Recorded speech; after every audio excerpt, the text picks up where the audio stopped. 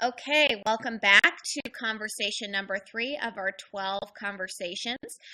This is definitely an interesting one, and I appreciate you, Josh, for submitting this. This is one that I really think a lot of you are struggling with as well, just like the last one, but this one is a completely different path. This is where somebody gets does a little takeaway. The prospect does a little takeaway, and they're a little skeptical and unsure. And let's dive into that and see exactly how I would handle that. Now, Josh does a great job again reaching out to the guy and saying, hey, I'm looking for people in the Manhattan area, etc. He does a fantastic job. Now, Adam, the prospect, reaches out to him and says, listen, I'm not really interested in on the side jobs, quote unquote. First of all, I probably wouldn't have said make extra money on the side. I just probably would have said, let me know if you're making some extra money when you reach out to him in the first place. So just a side note there. But when he says on the side jobs, I'm a small business owner already, and then he goes into saying how he has little time to do much of anything. Okay, so at the very end, Adam does say, hey, it's never good to say no when you're a small business owner. I'd love to see some more information. At this point, I would have told Adam, listen, I'm not really one to reach out to everyone. You seem like somebody that was really open. I'm happy to send you the information, but just, your time is valuable and so is mine. And I don't want it to be something where, you just kind of screw around with me, basically. You don't want to say it in those words, but just say, listen, like I said, listen, this isn't something where, I have a ton of time to spend on every single person. This is something where I'm extremely busy, have a lot of interested people. So if you want to take a look, happy to send this over, but just I want to know that you're serious. You want to do takeaway back.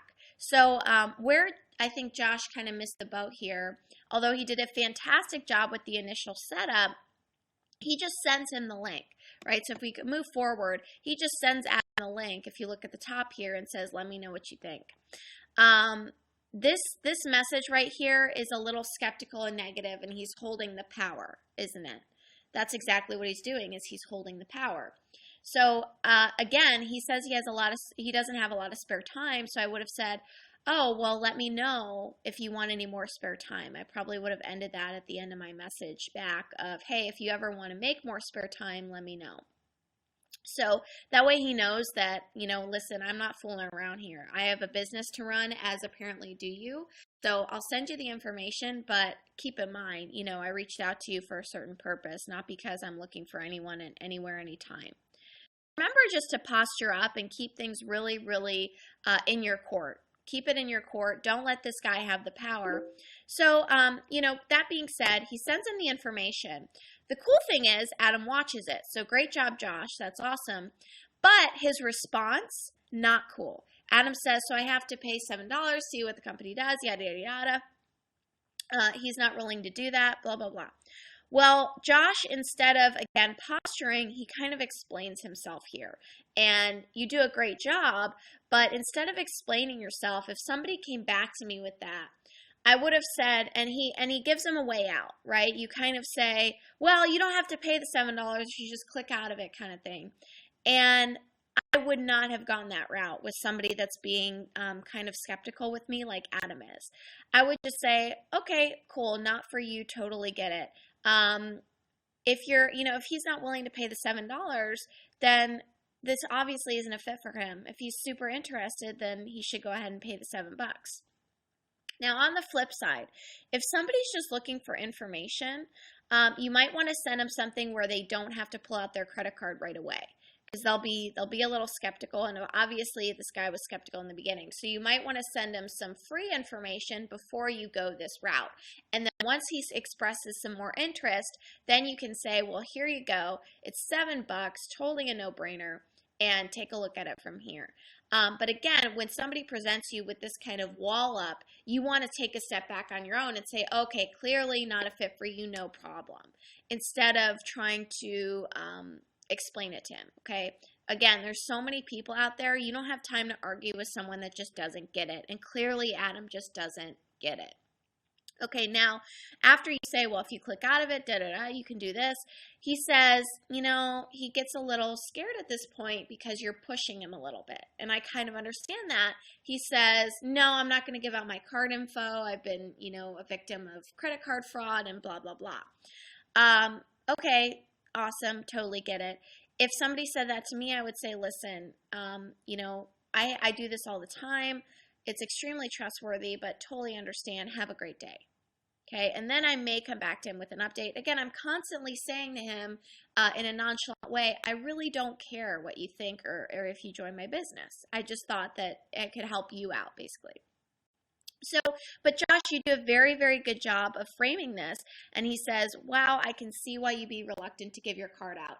At this point, you kind of want to say that because it gives the person reassurance that you're real, okay? So then he says, because he is local, which I would have tried to do this in the beginning rather than just sending a video right away. But if you do have to send a video, that's okay, as long as you get them in front of the presentation at some point. He says, I'd be happy to meet with you face to face. Now, here's what's interesting. As skeptical as this guy is, he says, okay, sure. Now, I would be very, very weary of somebody that was that skeptical and then said, oh, yeah, sure, I'll meet with you. Sounds like at this point, he's just trying to get rid of you a little bit, okay? He's just trying to waste your time and be nonchalant. He doesn't want to hurt your feelings. So after that, you set the appointment, and Adam actually sets the appointment, which is very interesting. It's almost like he's toying with you a little bit here. And then he says he has to reschedule at last minute. It's an hour and a half before your appointment, and he says he has to reschedule. Okay, so you guys chat tomorrow again. Oops, you guys chat tomorrow again. I didn't put the whole conversation on here because it was very long, but they chat again, and then he reschedules the appointment again. And you keep rescheduling the appointment with him. What I encourage you to do, and this is for everybody watching this, is think about your time as money. Your time is so, so valuable. So somebody that's playing around with you like this and rescheduling here, doing this there, constantly back and forth, you don't have time for that. You want to work with people that get it right away. So, some people, I totally understand. Things happen, they need to reschedule, and that's fine. That's totally fine. This guy, you can clearly see that he's skeptical from the get-go, and he's kind of playing around with you and not really willing to set down an appointment. So at this point, if somebody reschedules on me once, fine. If they reschedule on me twice, then I'm saying to them something along the lines of, listen, my time is valuable, as is yours. So if this is something you're not open to or interested in, just tell me. It's totally fine, but I have a lot of people that I'm rescheduling to get you into these appointments, and I'd hate to be out of integrity with them so that I can meet with you if you're not really interested. And a lot of times you'll get, yeah, it's not something I think I can do right now. And that's so much better to hear that than a maybe, because maybes will string you along forever and ever and ever. It's so much better to hear that, and then you can say, okay, no problem, I'll come back to you later. And if you come back to them later, sometimes they're more open to it. But you'd rather have a no than a maybe, as weird as that sounds, because then you don't waste your time with these people. And trust me, maybes are sometimes the worst because they can take up a lot of your time and never do a thing. So I hope that helps. And really the bottom line here with this conversation is posture up. Okay, it sounds like you did a great job with setting the appointment. That was fantastic. You did a great job messaging the guy. But posture up. Make sure you know that you're trying to help people with what you've got.